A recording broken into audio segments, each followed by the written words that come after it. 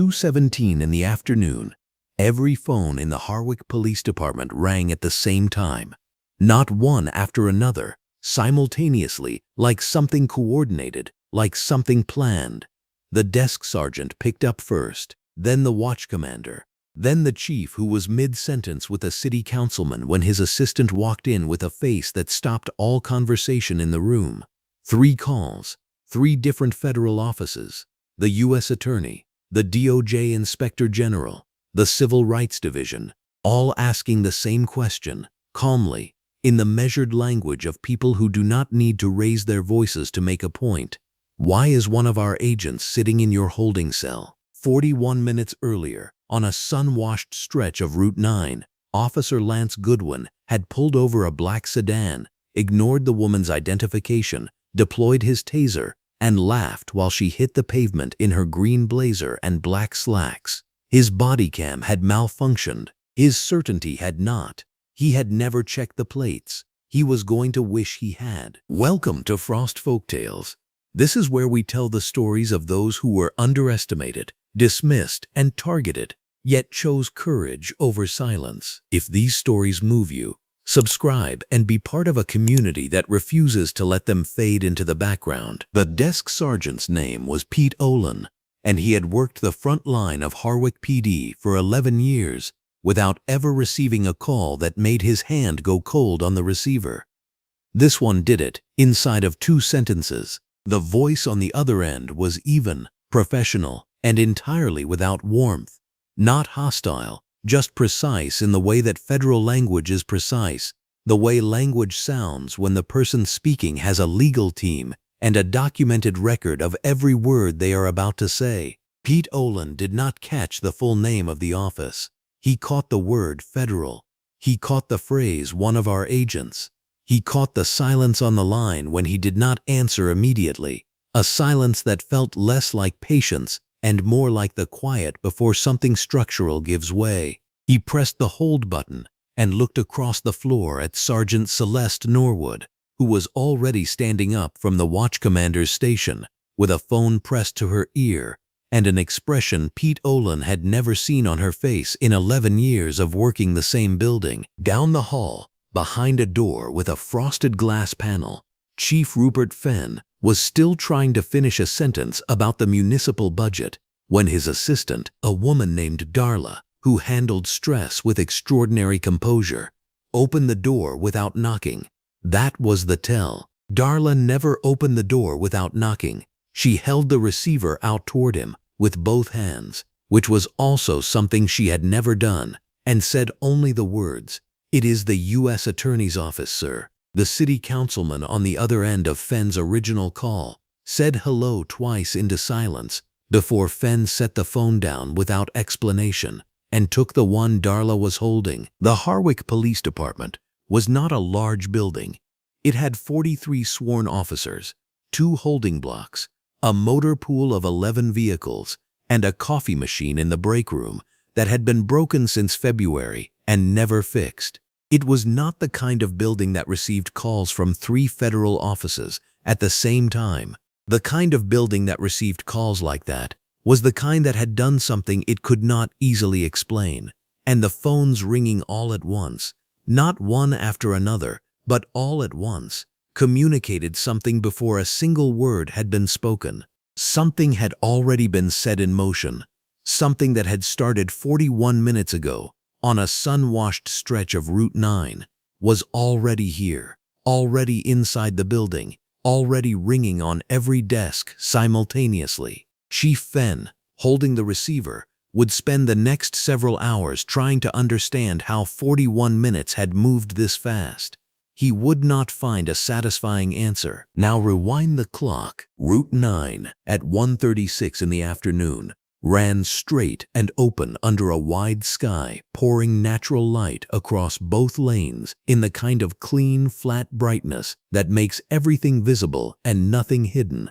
The federal sedan was black, unmarked in the civilian sense, though not unmarked in any sense that mattered. The plates were government issue, the registration was DOJ, and the vehicle had been logged out of the federal motor pool that morning at 8:52 a.m. by Special Agent Adaeze Ofori, who had signed her initials in the correct box and noted her destination as the federal courthouse on Breckenridge Avenue. Estimated arrival 1:45 p.m. Adaeze Ofori was 41 years old, and she had spent 14 of those years working for the Department of Justice in a capacity that required her to be meticulous, disciplined, and precise in environments that frequently made clear they had not been designed with her in mind. She had learned to carry that awareness the way she carried everything that mattered: close, quiet, and without apology.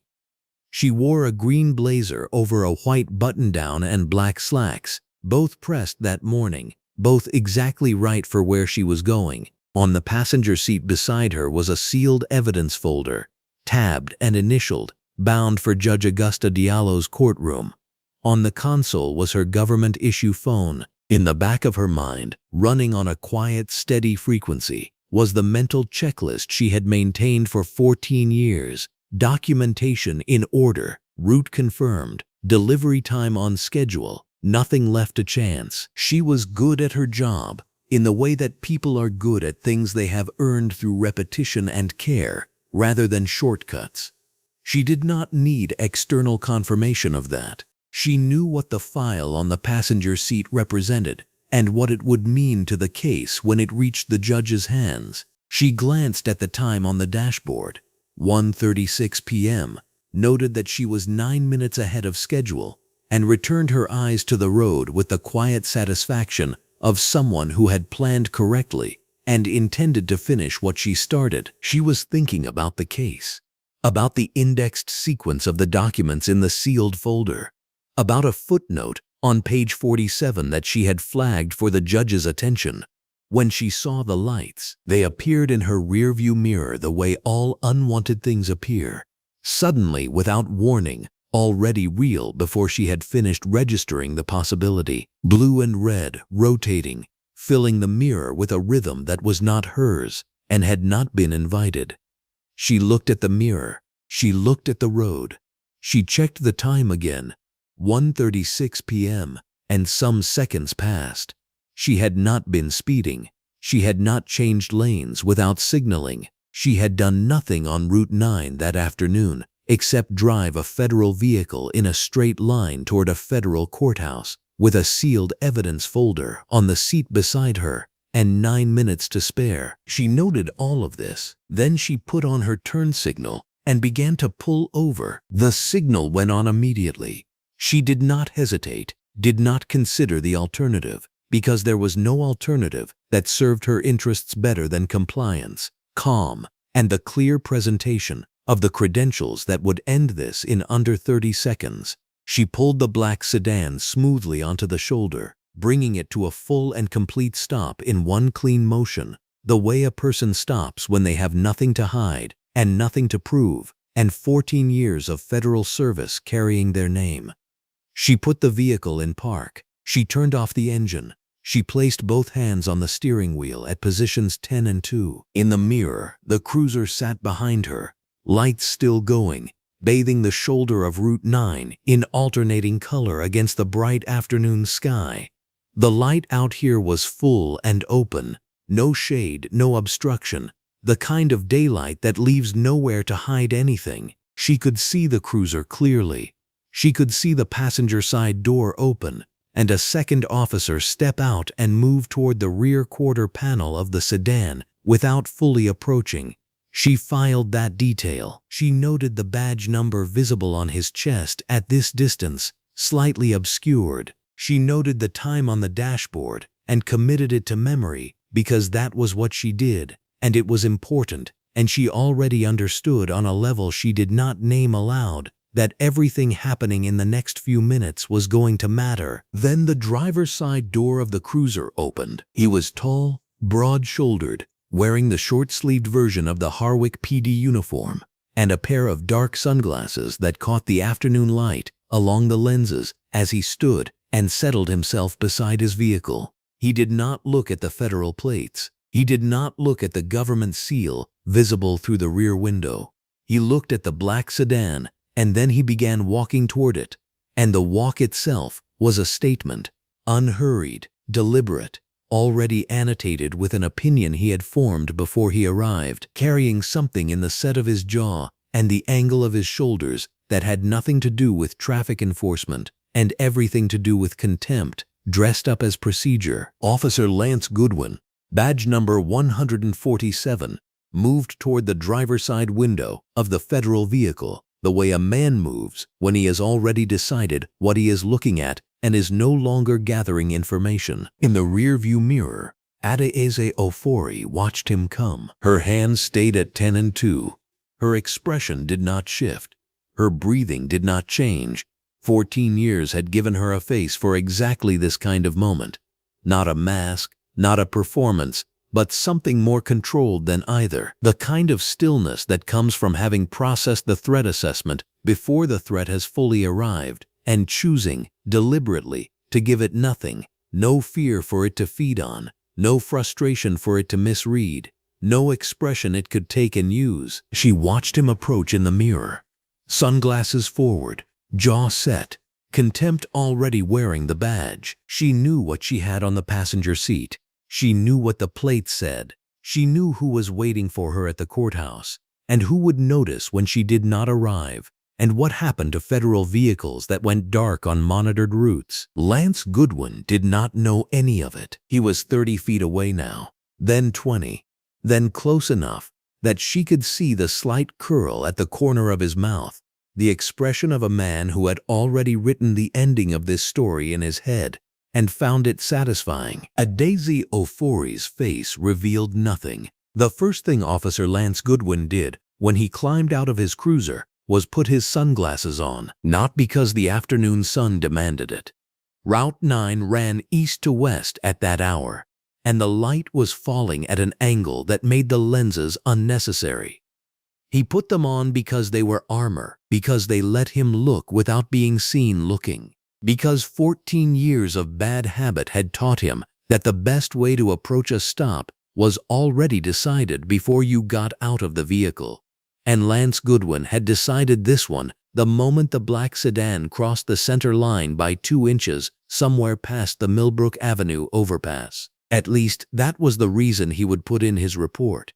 He hadn't written it yet. He was still composing it in his head as his boots hit the asphalt, his short-sleeve uniform shirt tied across his shoulders, his right hand loose near his belt, his whole body radiating an authority he had never once questioned. Behind him, Officer Garrett Nolan stepped out of the passenger side and stayed there, one hand resting on the cruiser roof, watching. He would keep watching. That was what Nolan did. Adaeze Ofori saw Goodwin coming in her side mirror. She had already rolled the window down. She had already placed both hands on the steering wheel at 10 and 2, her DOJ badge wallet sitting on the center console where she had placed it the moment she pulled over. Visible, deliberate, she was watching him the way she watched everything, not with fear, not with performance, but with the absolute precision of a woman who had spent 14 years learning which details mattered and which ones were noise. Right now, she was cataloging his gait, unhurried, already proprietary, his chin slightly raised, the way his thumb hooked into his belt as he walked. Like punctuation, she checked her side mirror one more time and fixed her gaze forward. He arrived at her window and did not speak immediately. This was also a technique, though Goodwin would not have called it that. He leaned slightly on the doorframe, looked into the vehicle, looked at her, and let the silence sit for 4 seconds. Inside the vehicle, the overhead sun came through the windshield in a clean, wide column of light that illuminated every inch of the interior. The federal seal embossed on the glove compartment, dark blue against the matte black of the dashboard. The sealed evidence folder on the passenger seat, marked with a routing label. The government issue phone sitting on the center console beside her badge wallet, its screen dark. Her green blazer was pressed. Her black slacks were clean. There was not a single thing in that vehicle that did not announce exactly what she was. Goodwin did not register any of it. "License and registration," he said. Adaeze Ofori kept her voice even and clear. "Sir, I am a federal agent with the Department of Justice. My credentials are on the center console. I'm going to reach for them now." "I didn't ask what you were," Goodwin said. "I asked for your license and registration." She kept her hands on the wheel. "I understand. I want to be transparent with you. My DOJ badge wallet is on the console, visible, and my vehicle is registered to the federal government. If you'd like to run the plates—" "Why are you so calm?" he said. The question landed like something that wasn't a question. It was an accusation wearing a question's clothes, and Adaeze Ofori recognized it immediately for what it was. She had encountered it before. The strange, bottomless offense some people took when a black woman refused to perform the anxiety they expected from her. Her composure was being read as a provocation. She understood this. She did not move. "I'm calm because this is a routine stop, and I have nothing to be alarmed about," she said. "I'm a federal agent. I will cooperate fully, and I'd like to present my credentials." Goodwin pulled away from the doorframe and crossed his arms. "You said that already. License and registration. That's all I'm asking for right now. Simple request." He tilted his head slightly, and behind the sunglasses his eyes were doing something she couldn't see. "Unless there's a reason you don't want to show me your license." She breathed slowly. "My driver's license is in my badge wallet, along with my federal identification. They're together. I'm going to reach for the wallet now." She moved her right hand off the wheel slowly, keeping it visible, and reached toward the console. "Stop," Goodwin said. Just the one word, flat and immediate. She stopped. Her hand was 6 inches from the badge wallet. Both hands back on the wheel. She put both hands back on the wheel. Inside the vehicle, the light continued to fall across the federal seal on the glove compartment, across the evidence folder, across the phone, across all the things he was looking at and not seeing because he had already decided what this was. He had decided it before he turned on his lights. He had decided it before he got out of the cruiser. He had decided it in the same unexamined place where every previous decision like this had been made, in the same place that had never once been corrected or challenged or made to account for itself. And so it had grown there undisturbed, solid as concrete, smooth as certainty. "Step out of the vehicle," he said. "I'm going to comply," Adaeze Ofori said immediately. "I'm complying. I'm going to reach for the door handle with my right hand." She did it slowly, narrating every movement in a clear, steady voice. She had been trained for this. Not for stops like this specifically, not for being on this side of one, but she had been trained to make every action legible, to eliminate ambiguity, to give no one in any situation a reason to claim they hadn't understood what they were seeing. She opened the door. She placed her left foot on the asphalt, then her right. She rose to her full height and stood with both hands visible at her sides. Goodwin took one step back to let her out, but only one. "Walk to the rear of the vehicle," he said. She began to move. She kept her hands visible and her pace steady. Behind her, she was aware of Nolan still standing by the cruiser, and she placed him without looking, approximately 30 feet back, right side, not moving. She noted it the way she noted everything. The time, the position of the sun, the sound of traffic on Route 9, occasional, scattered, the light afternoon flow of a Tuesday. At 1:36 p.m., a car passed in the northbound lane. Then another. She reached the rear of the vehicle and stopped, hands at her sides, facing Goodwin. "Turn around," he said. "I'd like to present my credentials before." "I said turn around." She did not argue. She turned.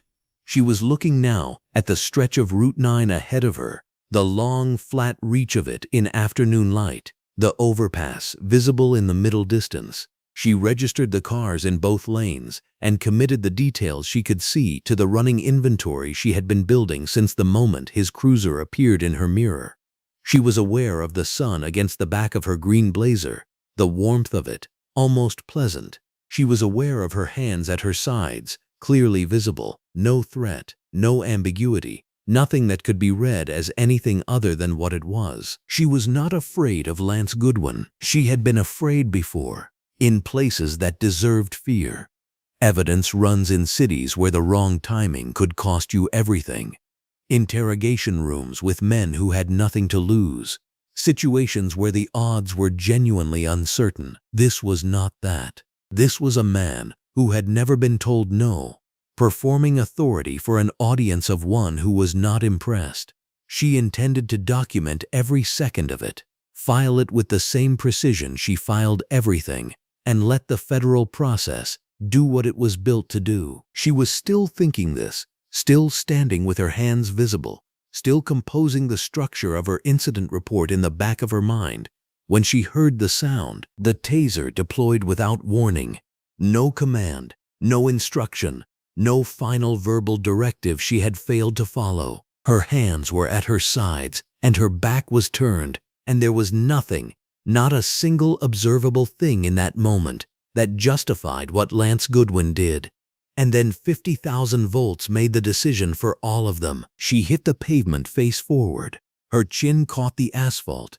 Her green blazer took the impact across her left shoulder, and the pain moved through her in a wave that she could not describe as anything other than total. For 3 seconds, her body was not under her control. And then, as quickly as it had come, the current stopped, and the world returned. The heat of the asphalt under her palms, the taste of copper, the overhead sun pressing down on the back of her neck, wrote 9 flat and real and indifferent beneath her. Behind her, Lance Goodwin laughed. It was not a nervous sound. It was not the involuntary release of someone who had frightened themselves. It was the laugh of a man who had done exactly what he meant to do and found the result amusing, short, satisfied. The laugh of someone who was not thinking about consequences because he never had to. 30 feet back, Garrett Nolan stood by the cruiser and said nothing. He looked at the pavement. He did not move. 2 cars passed on Route 9. The first was a gray pickup, doing 45, driver's side windows up, gone in 4 seconds. The second was a dark red Honda Civic. It slowed, noticeably, measurably, as it passed the scene. The driver turned her head. She was a woman in her mid-40s with close-cropped hair and reading glasses pushed up on her forehead.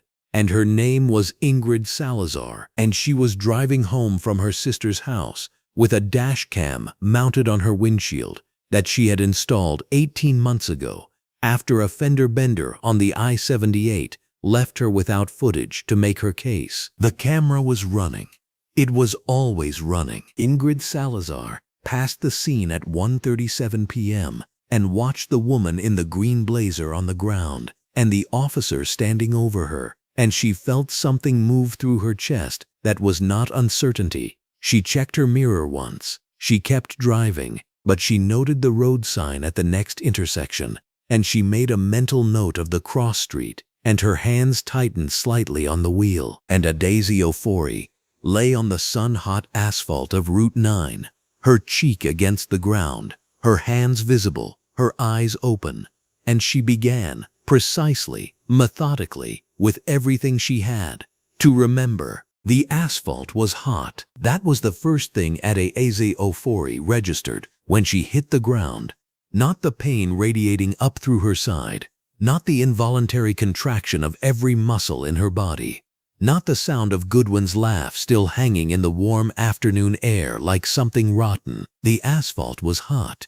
It had been baking under direct sun since morning, and she could feel the heat pressing through the back of her green blazer like a brand, soaking through to the fabric of her black slacks, radiating up through her palms where they had caught the pavement. The sun overhead was full and merciless, flooding Route 9 in the kind of flat, honest light that hides nothing. She did not cry. She lay still for 3 seconds.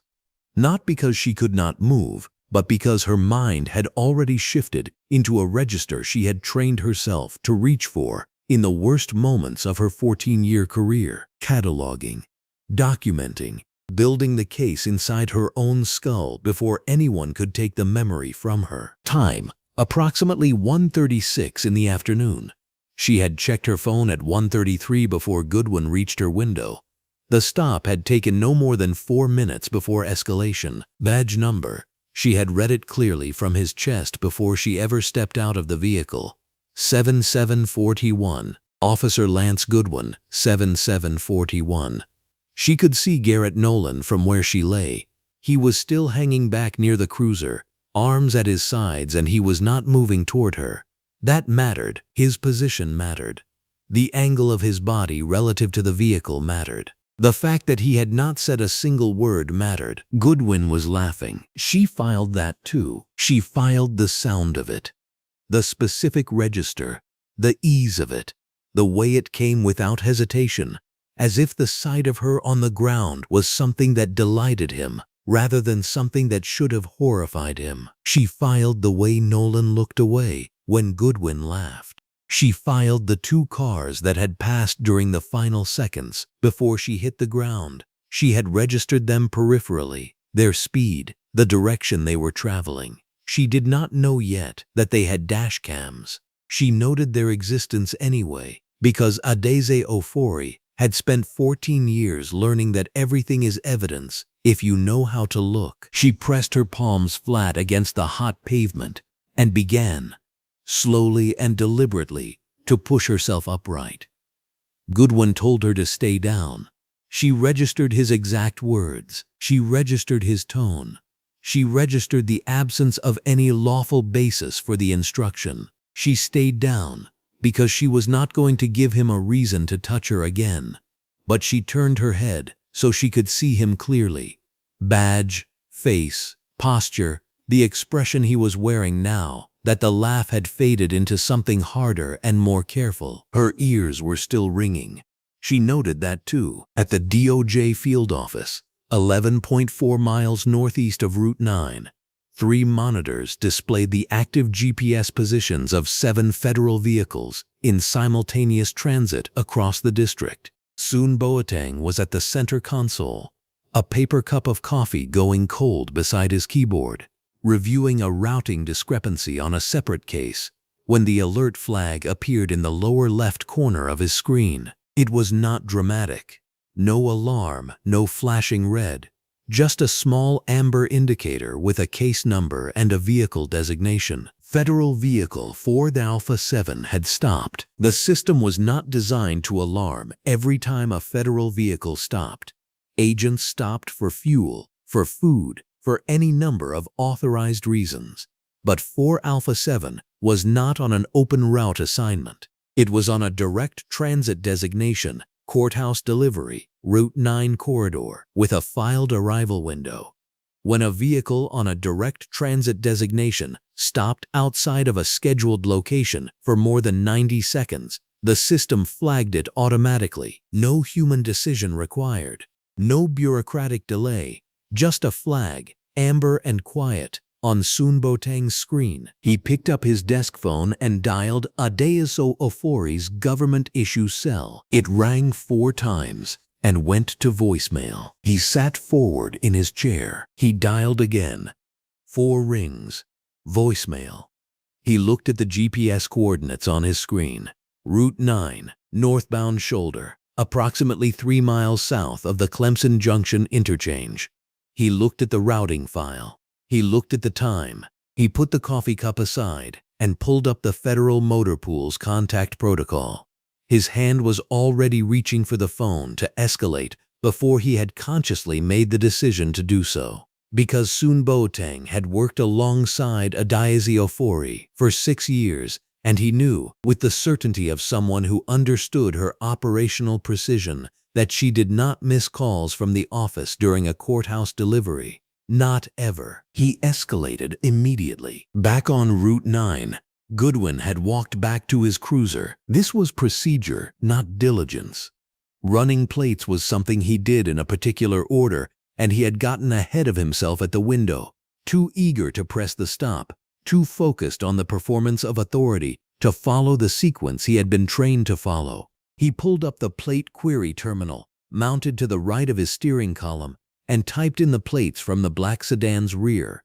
He did it without particular attention. He did it the way he did everything he considered routine, perfunctorily, with his mind already on the next step, which was going to be a trip back to holding with a disorderly conduct charge that would take a day to process and cost her nothing but time. He did not look at the terminal immediately. He finished entering the plate sequence and looked out the windshield at Adaeze Ofori, who was sitting upright on the pavement with her hands visible, her green blazer dusted from the asphalt on one side, her posture so composed it made something at the base of his chest clench with an irritation he could not have named. Then he looked down at the terminal. The response that filled the screen was formatted differently from any he had seen in 11 years on the force.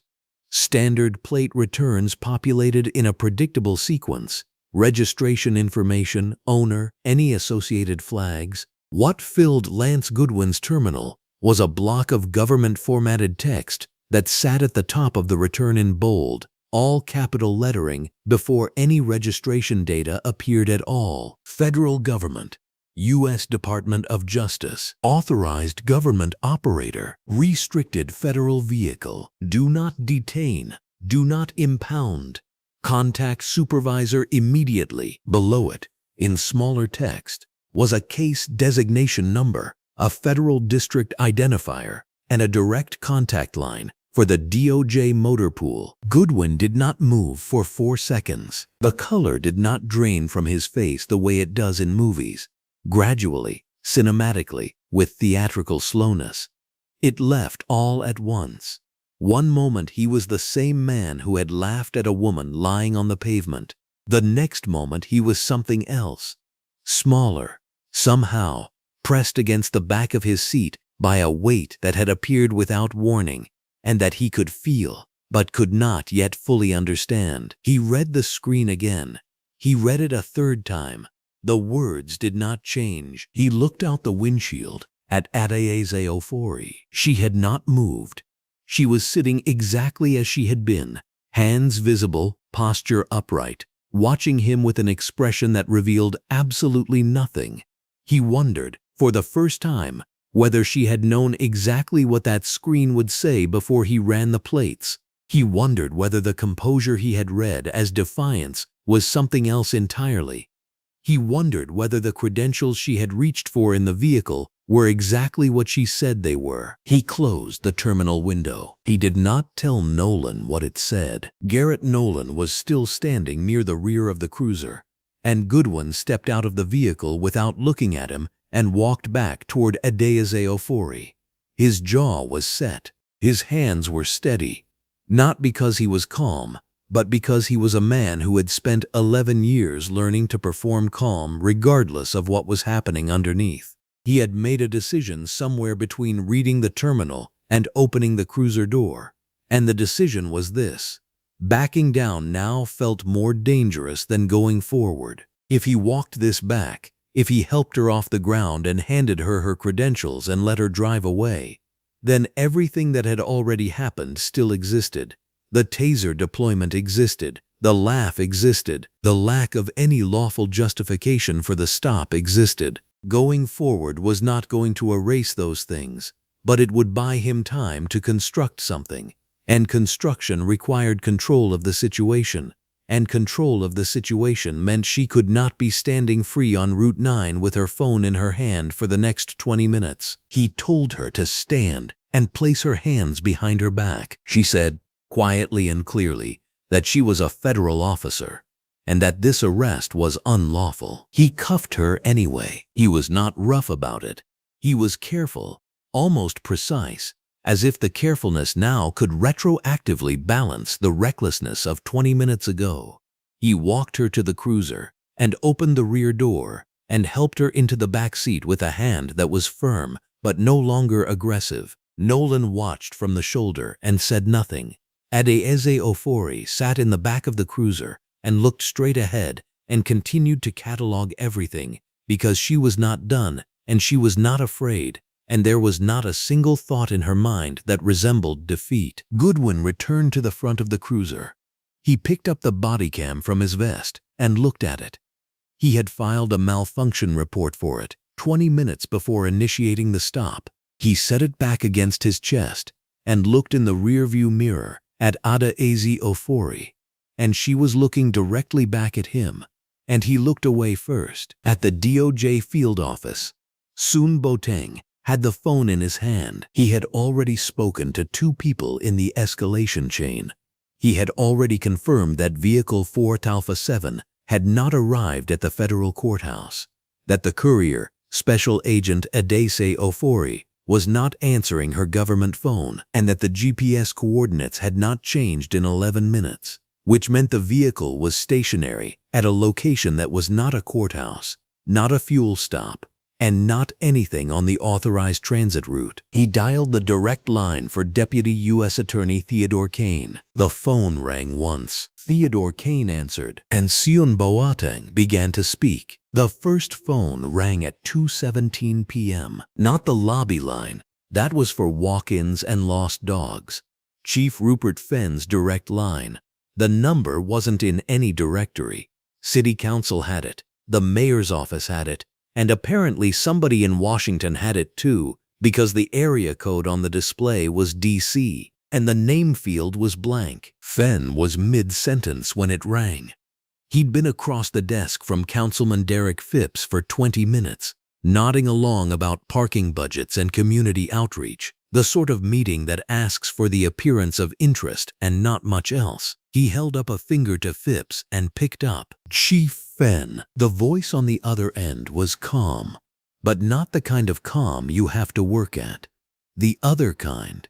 The kind you get when the situation is already yours. Chief Fenn, this is Deputy United States Attorney Theodore Kane. I'll be brief. One of our agents was pulled over on Route 9 approximately 41 minutes ago. She has not been heard from since. We have the vehicle's GPS, and those coordinates put the vehicle on Harwick Police Department property. I'd like to know the status of our agent. Fenn didn't answer right away.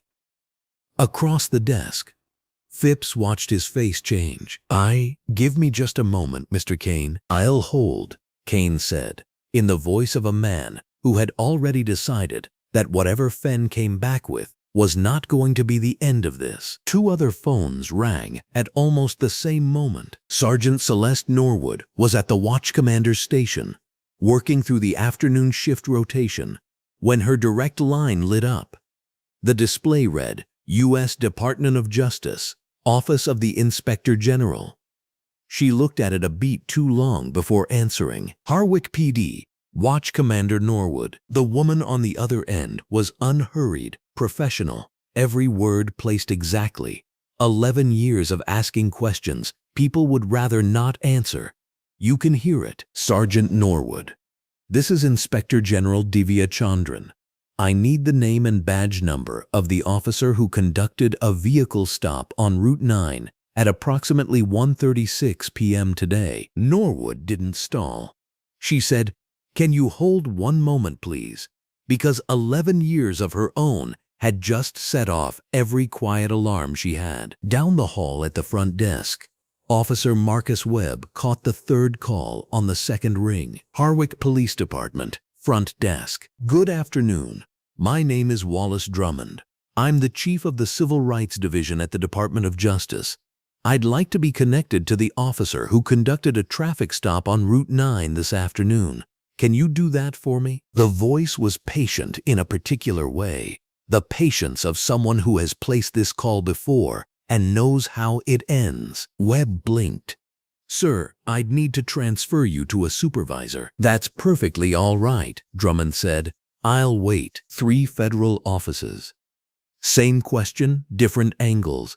Inside of 2 minutes. Harwick PD wasn't built for an afternoon like this. It was a mid-sized department in a mid-sized city, and it had spent decades operating on the comfortable understanding that its internal reviews stayed internal and its complaints stayed filed. The building looked it, fluorescence down every corridor, linoleum floors, the permanent smell of burnt coffee drifting out of the 2nd-floor break room. Nothing important had ever happened in this building. Something was happening now. Norwood put the phone down and went straight to the arrest log terminal. She typed in the window, 1:30 to 2 p.m., Route 9 corridor. The log came back with one entry, one stop, one arrest, one booking. The arresting officer's name was right there in plain text, badge number next to it. She read it twice. Then she pulled the booking intake and followed the case number to where it currently sat, holding cell 3. The intake form said Adaeze Ofori. The occupation field said United States Department of Justice. Norwood stood there for a count of 3. Then she started toward Fenn's office, not running, but walking the way you walk when other people in the hallway figure out on their own that they should move. Fenn was still on hold with Theodore Kane when Norwood pushed the door open without knocking. Councilman Pips was still in the room, now visibly uncomfortable. Norwood looked at Pips and said, with perfect composure, "I need a moment with the chief." Pips gathered his jacket and left. Norwood put the intake printout on Fenn's desk. He looked at it. Then he looked at her. She said, "She's in holding cell 3. DOJ agent, the Inspector General's office is on my line. The Civil Rights Division just called the front desk." Fenn looked at the phone in his hand, the one with Theodore Kane still waiting on the other end, and made the expression of a man watching a ceiling develop a crack directly above him. He said quietly, "Get me Goodwin's bodycam report." Norwood was back in 4 minutes.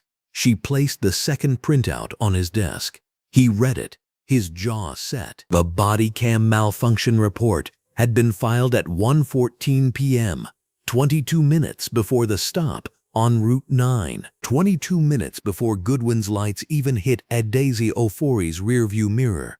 The bodycam was already documented as non-operational. The timestamp was in the system, filed, logged, and timestamped with the kind of cleanliness that looked, on the surface, like procedure. But Norwood had been in law enforcement long enough to know that clean paperwork filed at exactly the right moment was not procedure. It was architecture. She watched Fenn's face as he read it. She watched him understand what it meant. And then she watched him understand what it meant for him. The 2 printers in the operations room were already running. Someone had started pulling every log entry associated with the afternoon shift. A junior officer named Carver was on a second terminal checking the GPS tracker status for the impounded vehicle, confirming its federal registration, confirming what the plate said, confirming what any officer running those plates would have seen in under 90 seconds. Then picked up the phone and clicked back to the line where Theodore Kane was waiting. "Mr. Kane, I apologize for the hold. I'm looking into this situation now, and I want to assure you, Chief Fenn." Kane's voice did not rise. It did not need to. "Is Special Agent Adaeze Ofori in your facility?" A pause. 1 second too long. "We do have a woman in custody who may be the individual your..." Special Agent Ofori carries federal credentials and was operating a government vehicle with federal plates on an authorized delivery route to the 13th Federal Courthouse. The vehicle registration number is on file with your department's query system. The plate return, when run, generates an immediate federal alert. I want to understand, Chief Fenn, whether that alert was seen before or after the arrest." Fenn said nothing. "I'll take that as an answer," Kane said. "Someone from our office will be at your facility within the hour. I would strongly advise that Agent Ofori not be moved, not be processed further, and that every record associated with this stop be preserved in its current state. Do you understand what I'm asking?" "Yes," Fenn said. "I understand." He put the phone down. For a moment he sat very still at his desk, in his chair, in his office, in a building that was used to containing things. He looked at the intake printout. He looked at the bodycam report. He looked at Norwood, who was standing by the door with the expression of someone who had already made her own calculations and arrived at a different set of conclusions than the ones her chief was currently working through. Then Rupert Fenn, chief of the Harwick Police Department, made the worst decision of his afternoon. He picked up his personal cell phone and called Lance Goodwin. It rang twice. Goodwin picked up on the third ring, and Fenn could hear in the first syllable of his voice that he was not worried. That confidence, that loose, unconcerned tone, was the thing that told Fenn everything he needed to know about how Goodwin had spent the last 40 minutes. He had not been thinking about the stop. He had not been running through the details. He had walked away from Route 9 certain that the matter was handled, certain it was beneath review, certain in the way that men who have never been held accountable for anything develop a bone-deep certainty that they never will be. "We have a situation," Fenn said. Down the hall, Norwood had returned to her station. She picked up her line, where Divya Chandran was still waiting, and said, "Inspector General Chandran, I have the information you requested." She read Goodwin's name. She read his badge number. She read it clearly, without hesitation, in the steady voice of someone stepping carefully to one side of a line she could see being drawn across the floor in real time. At the front desk, Officer Webb had transferred Wallace Drummond to a supervisor who had transferred him to Norwood's extension, and the call was now sitting in a queue that no one in the building particularly wanted to pick up. In holding cell 3, under the overhead fluorescent light that made every surface in the room equally bright and equally indifferent, Adaeze Ofori sat with perfect posture on the edge of the holding bench. Her green blazer was still on. Her black slacks were still pressed at the knee. She had not asked for anything. She had not raised her voice. She had done nothing except sit and think and wait, with the absolute patience of a woman who understood, with complete clarity, that every phone in this building was about to ring, and that she was the reason why. She checked the clock on the wall. 2:19 p.m. She filed the time away. She would need it for the report. Ingrid Salazar's kitchen smelled like garlic and cumin. She had started dinner on autopilot, the way you do when your hands need something to do because your mind refuses to settle. She had turned the burner to low twice already without noticing. The pot just sat there, untouched, while she stood at the kitchen counter with her phone in both hands and her thumbnail pressed to the corner of her mouth. She had seen something on Route 9. She had told herself, driving the last 4 miles home, that she had probably misread it, that maybe there was context she didn't have, that things looked different at highway speed. She had turned on the radio. She had turned it off. She had pulled into her driveway and sat in the car for 2 full minutes before going inside. Now she was standing under the overhead fluorescent light of her kitchen, pulling the dashcam memory card from the small black device she'd clipped to her windshield after the fender bender in March, and she was telling herself she was overreacting, and she was not believing a single word of it. She plugged the card into her laptop. The footage loaded in segments. She scrolled to 1:37 p.m. Route 9 northbound, full afternoon sun, clear visibility from shoulder to shoulder. She pressed play. There was the black sedan on the right shoulder. There was the cruiser behind it, lights still flashing in the flat midday glare. There was the officer at the driver's window, short-sleeved uniform, sunglasses, and a posture that read like a man who had already decided everything he needed to decide. And there, in the driver's window of the black sedan, were 2 hands, open, visible, relaxed, extended slightly outward, the way you extend your hands when you want someone to see them clearly, when you are announcing, "I am not a threat, I am not reaching for anything, I am telling you exactly what I am doing." Ingrid watched the footage for 11 seconds before the arc of the taser hit the frame. She stopped the video. She stood very still under the fluorescent light. She pressed play again. The woman in the green blazer and black slacks went down on the asphalt. The officer stepped back, and then Ingrid had to replay it twice because some part of her brain kept insisting she was misreading the expression. The officer laughed, head back, weight shifting to one heel, a loose and easy laugh, like something had gone exactly the way he hoped. Ingrid Salazar picked up her phone and called 911. 3 minutes earlier and 3 miles south, Cecil Horn had already made his call. Cecil drove a white panel van for a tile distribution company out of Meriden, and he ran Route 9 4 days a week, southbound, with a forward-facing dashcam mounted center glass because his company's insurance required it after a contractor dispute 2 winters ago. He was a methodical man. He backed up the footage every Friday without fail. But today was not Friday. He had pulled to the side of Route 9 southbound, emergency flashers on, because the man he'd seen in the opposing lane laughing, badge on his chest, taser in his hand, a woman on the pavement, had made Cecil's hands start shaking on the wheel, and he did not drive with shaking hands. He had sat there for 4 minutes. Then he had opened the dashcam app, pulled the clip, and sent it to his sister Nadine without a message because he didn't know what message to write. Nadine Horn had been a civil rights attorney in the state capitol for 11 years. She would know what to say. She would know what to do. He trusted that the way he trusted forward-facing cameras and backed-up footage and the plain, unblinking record of what a lens had seen. His phone rang 40 seconds after he sent the clip. Nadine's voice was quiet and very focused, the way it got when she was already building something in her mind. She said, "Do not delete anything. Do not post anything.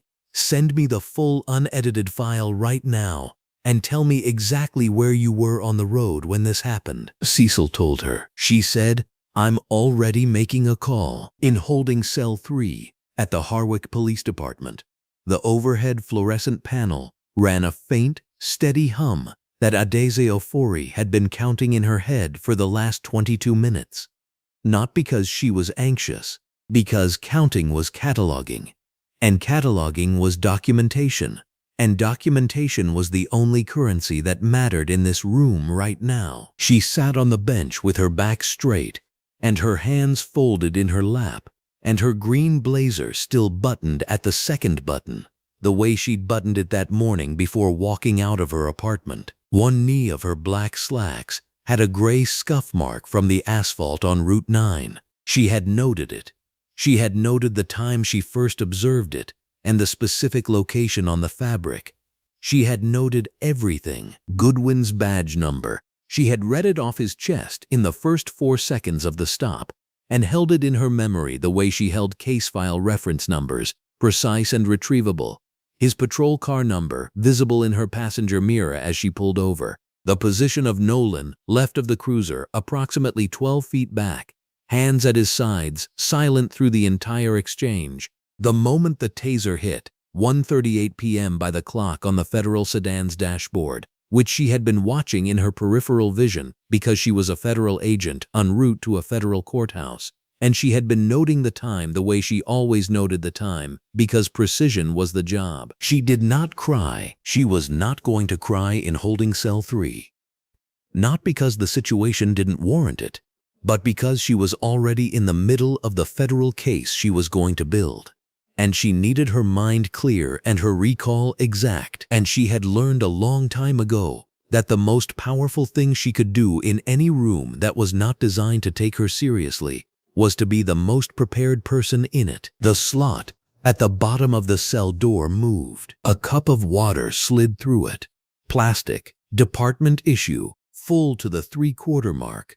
She looked up and saw the booking officer crouching on the other side. Young, maybe 26, medium build in a standard uniform. He was not looking at her. He was looking at a point approximately 6 inches to the left of her feet, the way someone looks when they are ashamed of a thing they did not personally do but cannot entirely separate themselves from. She looked at his badge. "Thank you, Specialist Ham," she said. He stood up very quickly and walked away without answering.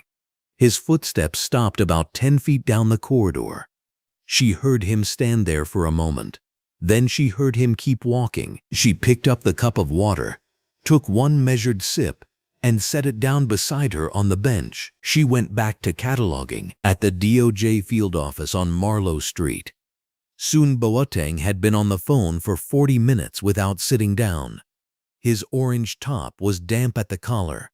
His blue jacket was draped over his chair where he'd thrown it without looking. He had a federal GPS monitor on his left screen, a direct line to the U.S. Attorney's office on his right, and a yellow legal pad on the desk in front of him with a vertical list of times and actions that was already 11 lines long. He had pulled the route map.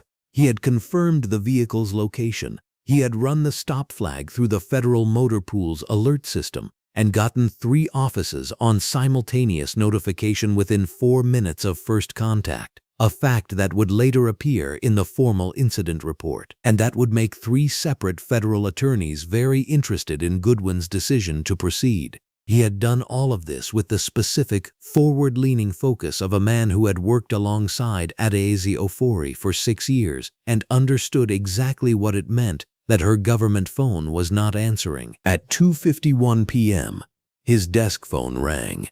The caller ID read, "DILLO, A Federal Courthouse, East Division." He picked up. Judge Augusta Diallo's voice was even and controlled in the way that a pressure line is even and controlled. Everything held back, except the part that tells you exactly how much force is behind it. She had been waiting for an evidence delivery. The delivery had not arrived. She had been informed by the U.S. Attorney's Office of a situation on Route 9, but she wanted a direct briefing, and she wanted it from the field office, and she wanted it now. Soon gave it to her, all of it. 3 minutes, no omissions. The GPS flag, the plate return, the holding cell, the malfunction report filed on Goodwin's bodycam 20 minutes before the stop. There was a pause on the line. Then Judge Diallo said, "Connect me to Theodore Kane directly." Siyun said, "Yes, Your Honor," and transferred the call without putting her on hold. He stood at his desk for a moment after the line clicked over, and then he picked up the yellow legal pad and added line 12. At 3:04 p.m., the local CBS affiliate's news banner broke across the bottom of the screen in every home and office and waiting room in Meriden County. Developing dashcam video shows officer deploying taser on unarmed woman during traffic stop on Route 9. Sources: woman identified as federal agent. The footage was 31 seconds long. It had been verified by 2 independent platforms and uploaded through a secure tip submission. The network had redacted the federal agent's name pending confirmation, but the badge, visible on the seat console in the final frames when the camera angle swept past, was not redacted. The federal seal on the glove compartment was not redacted. The government plates on the black sedan were not redacted. In a kitchen on Clement Street, Ingrid Salazar watched the banner appear and sat down at her table because her legs had stopped cooperating. Her family member, who had advised the tip line call, put a hand on her shoulder. In a panel van parked outside a tile warehouse on the south side of Meriden, Cecil Horn's phone lit up with a text from Nadine. Footage confirmed. Attorney of record assigned. Do not speak to press. In holding cell 3, Adaeze Ofori did not yet know any of this. She was sitting with her back straight and her hands folded, watching the clock on the wall, running through every detail she would need to document. She had been ready for 22 minutes. She was going to be ready when the door opened. She had been ready her entire career. The Inspector General's office on the 14th floor of the Moser Federal Building doesn't look like a place where careers end. It looks like every other government floor. Fluorescent strips overhead, pale walls, gray carpet, no one talking unless they have a reason to. At 2:49 on a Tuesday, Divya Chandran was standing at the head of the conference table in a charcoal blazer, glasses pushed up on her forehead, reading Goodwin's service record off the screen her analyst had pulled up.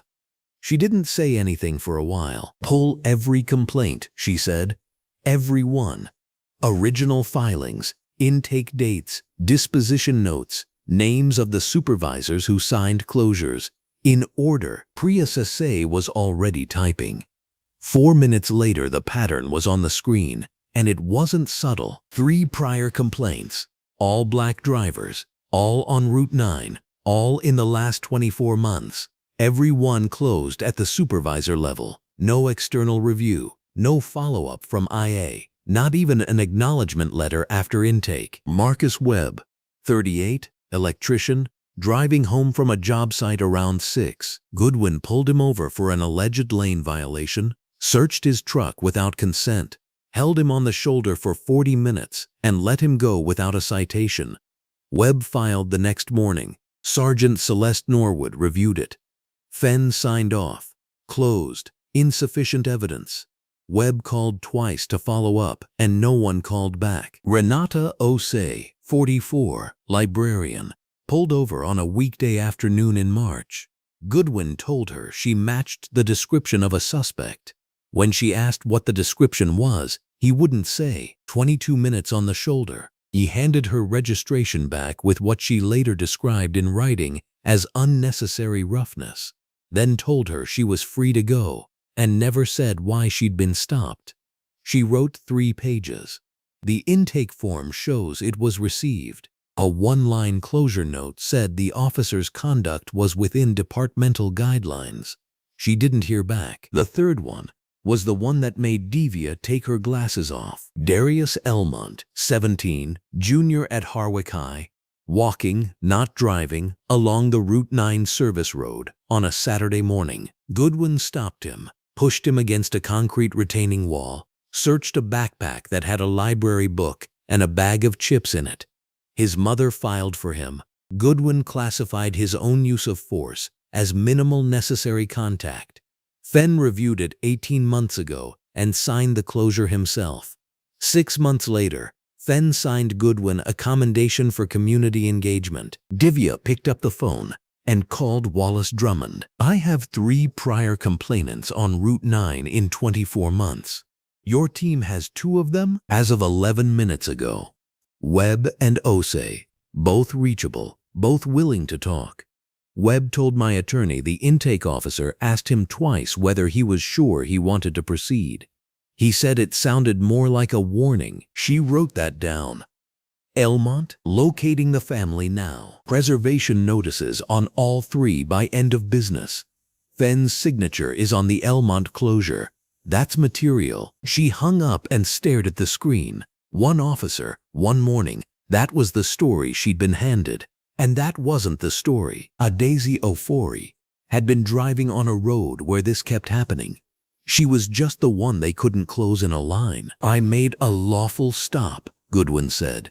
"She was not complying with my instructions." Fenn, in his mid-career suit, glasses on the desk in front of him, was not looking at Goodwin. He was looking at the legal pad where he had been writing notes for the past 12 minutes. And the notes were not looking good. 3 federal offices, 1 civilian dashcam, already on local news, his own name on an 18-month-old closure file. He had spent 30 years building the kind of institutional standing that absorbed small problems without noise, and in the last 90 minutes he had watched that standing develop cracks he could not see the bottom of. "You tased a DOJ special agent on a federal route while she was presenting her credentials," Fenn said, very quietly. "And your bodycam filed a malfunction report 20 minutes before the stop. Equipment fails," Goodwin said. "Lance." Fenn set down his pen. "The federal plates on that vehicle triggered an automatic alert the moment you flagged it. There are 2 civilian dashcams. One of them has audio of you laughing. It is currently on the 6 o'clock preview reel of 3 separate news networks." Something moved behind Goodwin's eyes. Not regret, something closer to recalculation. The particular shift of a man who has spent so long being protected that he has forgotten protection is not the same as immunity. He uncrossed his arms. He crossed them again. He looked at the door. "I want my union rep," he said. "Your union rep is already aware of the situation," Fenn said. "Everyone is aware of the situation." He did not tell Goodwin about the Elmont file. He did not tell him that his name appeared on 3 internal closures that were now being reviewed by a federal inspector general. He did not tell him about Marcus Webb or Renata Osei or the civil rights attorney who had already made contact. He did not tell him those things because he was not yet sure how many of those things also circled back to him and the part of Rupert Fenn that had survived 30 years in institutional leadership was already performing a very quiet, very rapid triage. Goodwin was on his own. In the hallway outside Fenn's office, Officer Garrett Nolan stood with his back against the painted cinderblock wall, hands at his sides, in his short-sleeve uniform shirt, and he was very still. He had been told to say nothing. He had been told that by Fenn's administrative assistant, and the instruction had been delivered in the careful, neutral tone of someone reading from an invisible legal brief. Nolan had been still for 11 minutes. He had been thinking about what he had seen on Route 9, about the moment he had understood what the plate terminal returned, and had watched Goodwin decide not to stop anyway. He had been thinking about Adaeze Ofori on the pavement in her green blazer, about the clarity with which she had remained composed even then, and he had been thinking about the fact that he had stood by the cruiser and said nothing. He pushed off the wall. He walked to the desk where one of Divya Chandran's field representatives, a federal investigator named Agent Marcus Tulliver, was sitting with a briefcase and a legal pad, waiting with the patience of someone who had been told that patience was about to be rewarded. "I'd like to speak with you," Nolan said. Tulliver looked up. He did not rush. He uncapped his pen and pulled a fresh page. "Have a seat, Officer Nolan." The door to holding cell 3 opened at 3:17 p.m. Adaeze Ofori was seated on the bench with her back straight, green blazer still on, black slacks still sharp, hands rested on her knees with the composure of a woman who had decided hours ago exactly how she was going to carry every single minute of this. She had been running through her documentation in her head, times, badge numbers, physical positioning, the precise words Goodwin had used, the sound of the laugh, the number of seconds between her announcement that she was reaching for her credentials and the deployment of the taser. She had it all. She had gone through it 4 times to make sure. She stood when the door opened. A booking officer she did not recognize nodded without speaking and gestured toward the corridor. Theodore Kane was in the lobby. He was standing near the front entrance in a dark blue suit. White shirt, no tie, hands clasped in front of him, and he was not on his phone. He was just standing there waiting, with the kind of focused stillness that very senior people develop when they have decided that the most powerful thing they can communicate in a given moment is presence. He looked at Adaeze Ofori when she came through the security door. He did not move toward her. He waited for her to walk the distance. She walked it the way she walked everything, with full posture, with her credentials back in her pocket, with the expression of a woman who knew exactly where she was going. Kane turned toward the exit. She fell into step beside him. No one in the lobby spoke. The front doors opened into the natural afternoon light of a sun that had not moved, that had no opinion about what had happened in this building in the last several hours, that lit the parking lot and the police cruisers and the federal vehicle waiting at the curb with equal and indifferent clarity. They stepped outside. He still said nothing. She looked at the light on the asphalt. She breathed. They had not yet left the building's shadow when Theodore Kane finally stopped walking and turned to face her. And that was where the chapter ended, in the clean, honest light of a Tuesday afternoon, with everything still to come. The afternoon sun was still high over the Harwick Police Department parking lot when Theodore Kane and Adaeze Ofori stepped through the front doors and into the open air. The light was clean and unforgiving, the kind that leaves no shadow to hide in, and it fell across the both of them with complete indifference to what had just happened inside those walls. Kane walked half a step behind her, which was not protocol, but felt correct. He did not reach for her arm. He did not rush the silence. They crossed the lot to the black federal sedan that a DOJ transport officer had repositioned from the impound bay, and they stood beside it for a moment before either of them spoke. Kane broke first. He asked if she was all right. He asked it the way men who have spent 20 years in federal law ask such questions, directly, without decoration, leaving room for a real answer. Adaeze Ofori looked out at the street beyond the lot. Her green blazer had a scuff of asphalt dust along the left shoulder that she had not bothered to brush away. Her black slacks were pressed at the crease but marked at the knee where she had hit the pavement. She stood with the same posture she had maintained in holding cell 3, upright, unhurried, present. She said she would be, after she filed her report. Not that she was fine, not that it was nothing. After she filed her report, Kane nodded once, slowly, like a man receiving information he intended to remember precisely. Then he told her the footage was already on 4 major platforms and 3 news networks. She said she was not surprised. He studied her face for a moment, and she let him. There was nothing to hide and nothing to perform.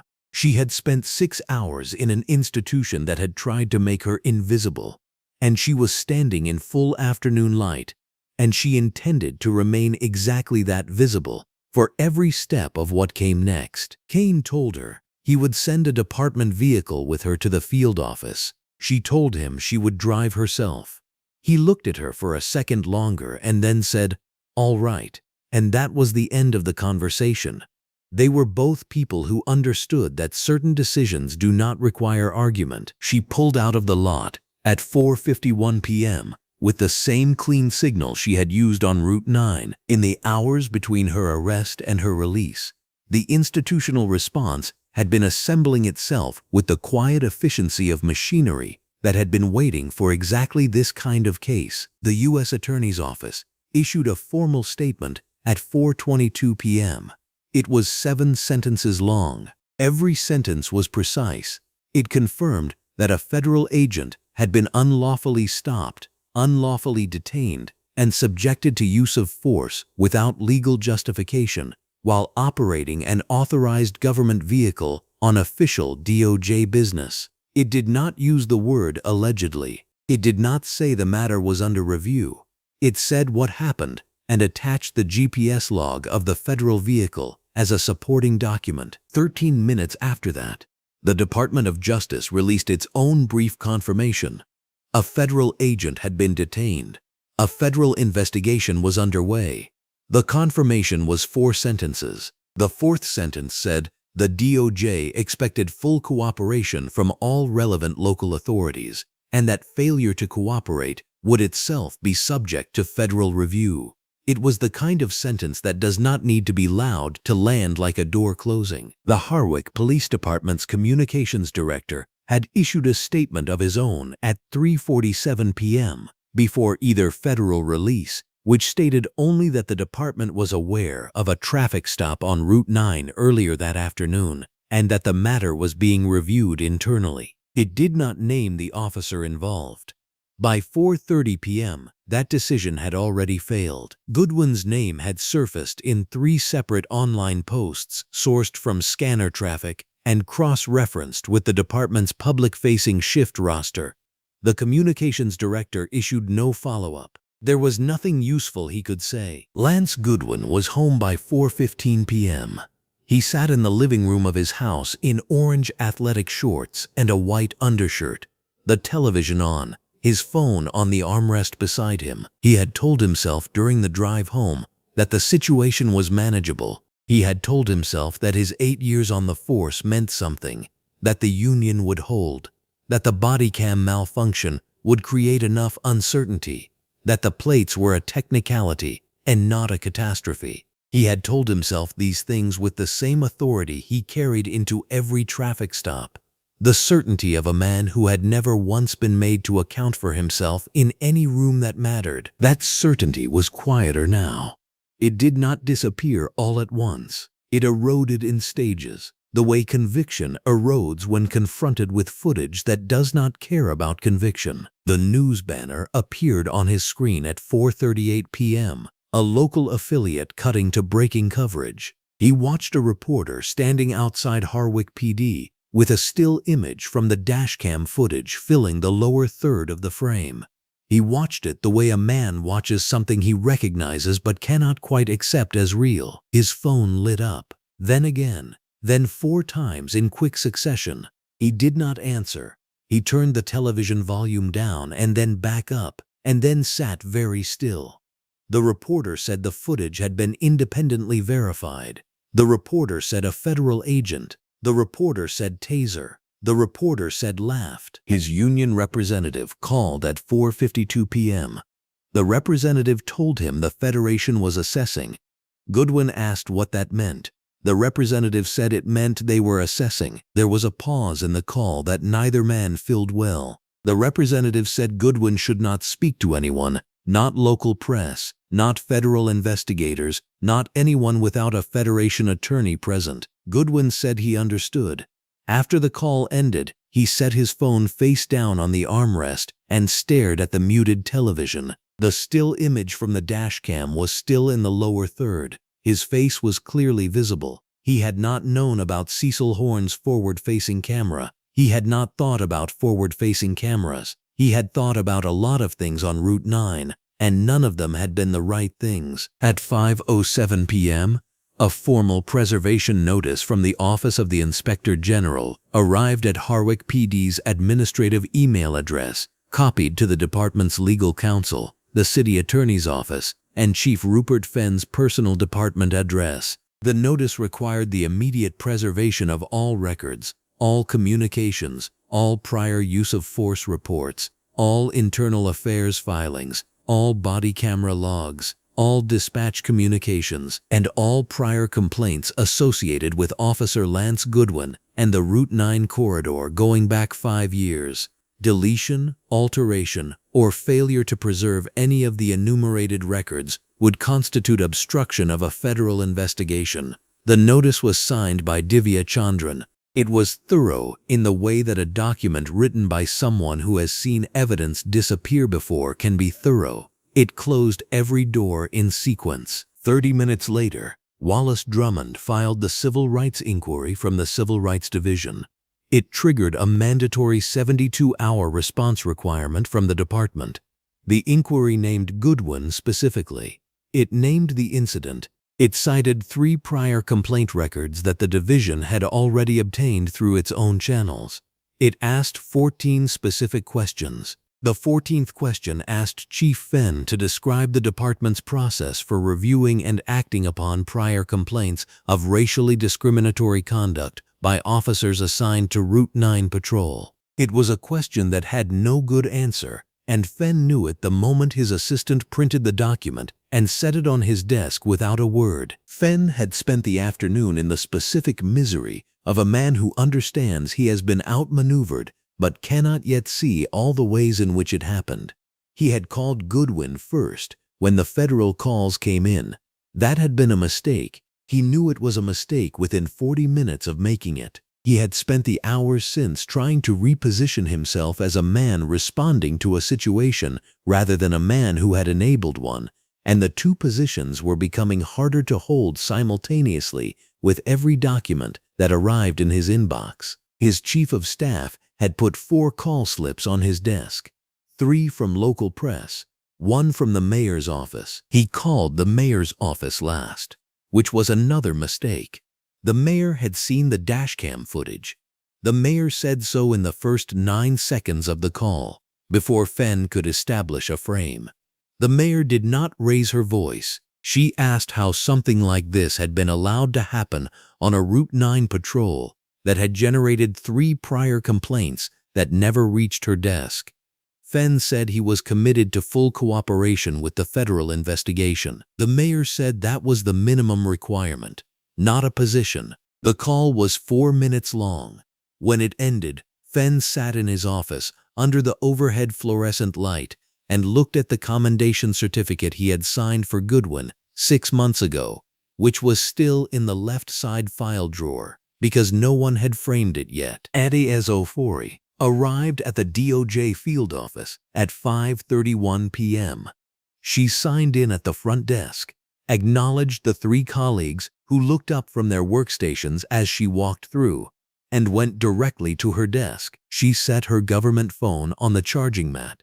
She opened her laptop. She opened the incident report template she had used for 14 years of federal casework and placed her hands on the keyboard with the same deliberateness she brought to every document that carried the weight of evidence. The fluorescent light above her desk was overhead and bright and steady.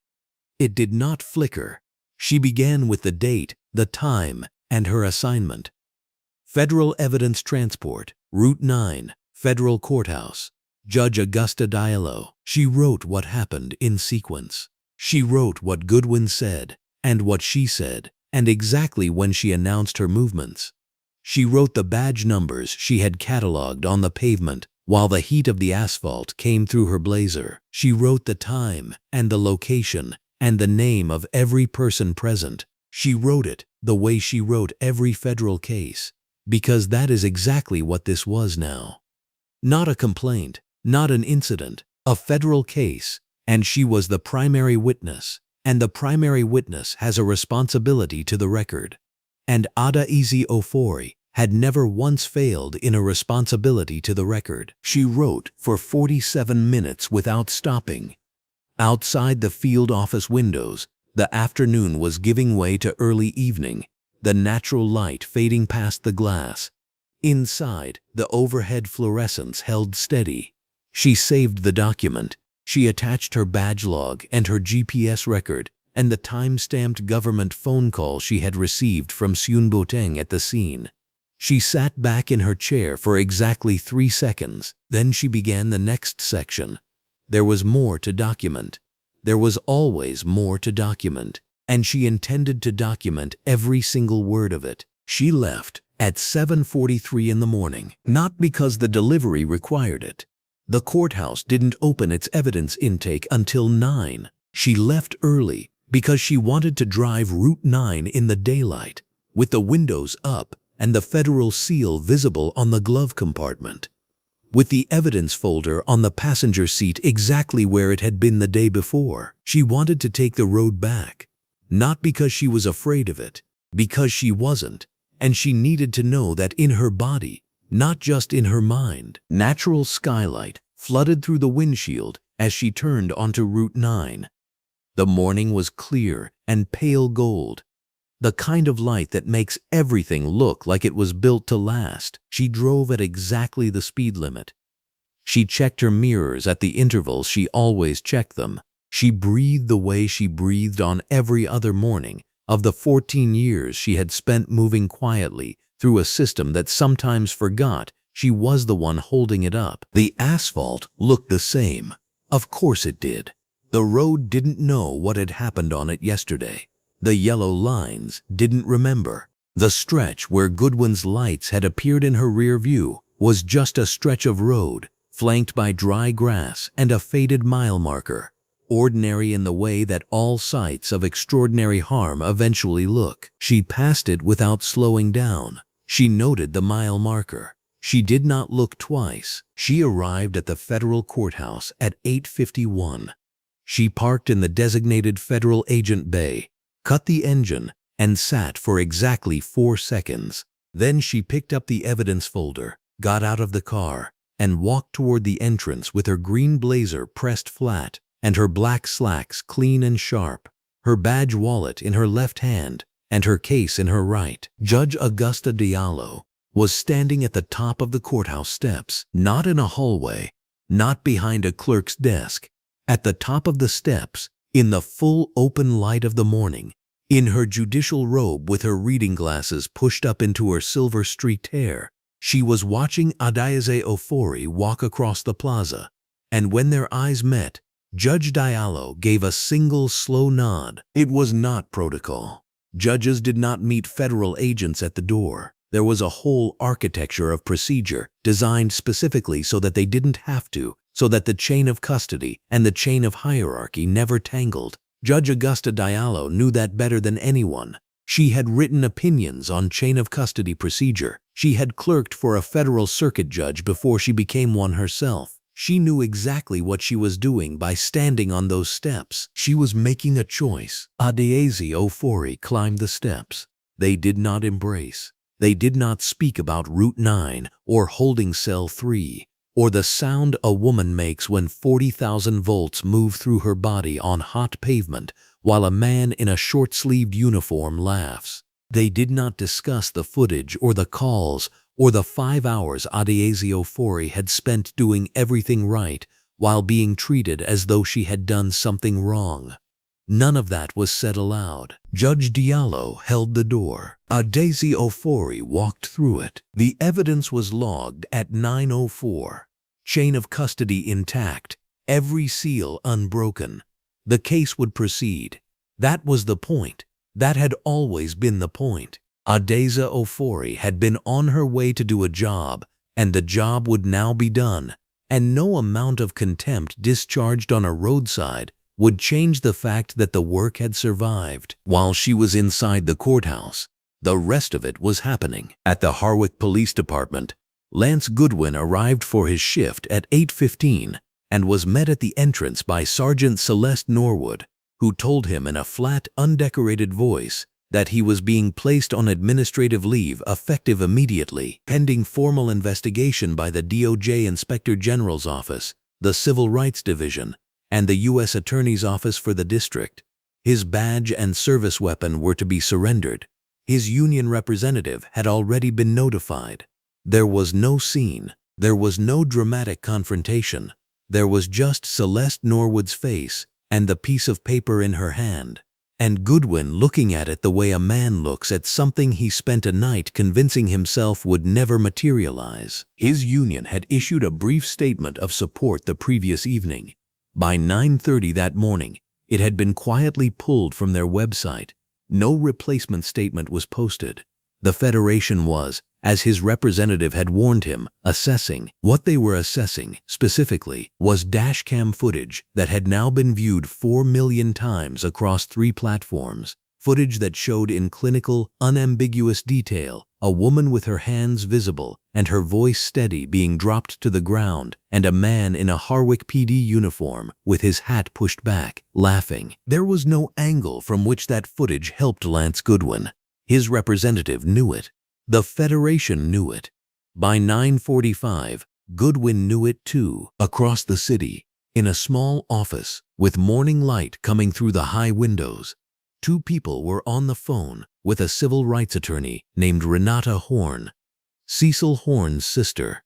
They were Denise Wakefield and Marcus Pruitt, and they had each filed complaints against Lance Goodwin on Route 9 in the previous 2 years, and they had each been told, in language that was bureaucratic and impenetrable and designed to exhaust rather than resolve, that their complaints had been reviewed and closed. They had each moved on, because moving on had seemed like the only available direction.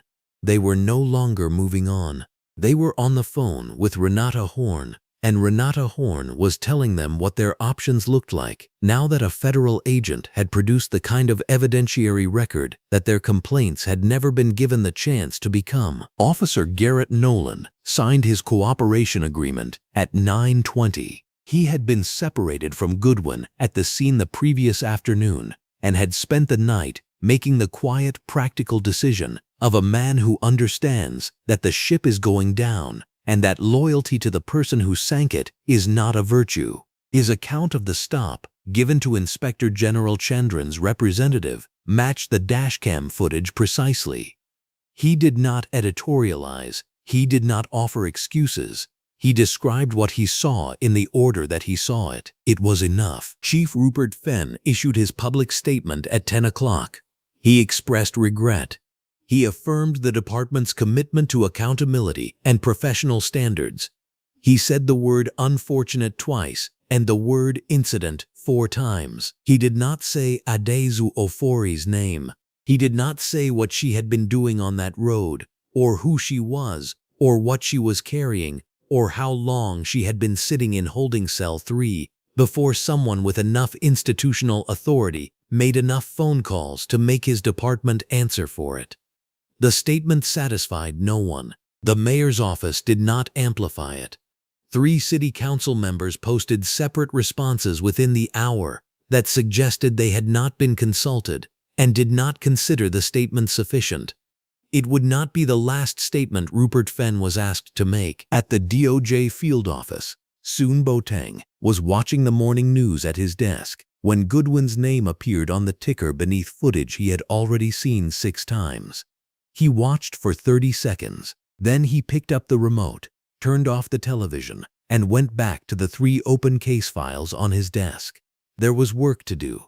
There was always work to do. Adaeze Ofori finished at the courthouse at 10:22. She stood for a moment at the window of the filing room, a long rectangular window that ran nearly to the ceiling and let in the full, unfiltered overhead light of a room designed in its bones for the administration of justice.